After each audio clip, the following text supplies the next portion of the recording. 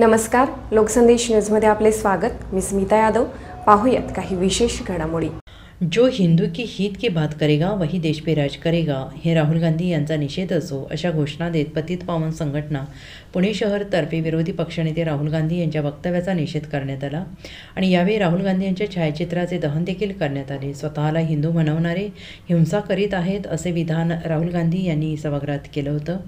थोरले बाजीराव पेशवे रस्त्यावरील शनिवार चौकात झालेल्या निषेधाच्या प्रसंगी संघटनेचे पुणे शहराध्यक्ष स्वप्नील नाईक, संपर्क प्रमुख गुरु कोळी, व्यापारी आघाडी अध्यक्ष अक्षय जंबुरे, शहर उपाध्यक्ष प्रसाद वाईकर, माथाडी अध्यक्ष रवी भांडवलकर, सहसंपर्क प्रमुख महेश पाटोळे, अशोक परदेशी, स्वप्नील आंगरे, राजाभाऊ राजपूत, नरसिंग कोळी, सौरभ पवार, राहुल शिंदे, राजाभाऊ कारकुड, योगेश शिर्के, रमेश शेतसंधी, बाबा मिसाळ, कार्तिक बनकर, सुनील लोणारे, सोमनाथ नाईक, भीमा कोळी, सोमेश कन्हैया, गौरव मैत्रे, गणेश राजोळे यांच्यासह अन्य सहकारी उपस्थित होते।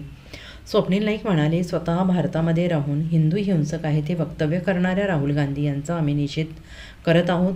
भारताची संस्कृती आणि हिंदू धर्माविषयी संपूर्ण जग अभ्यास करत आहे।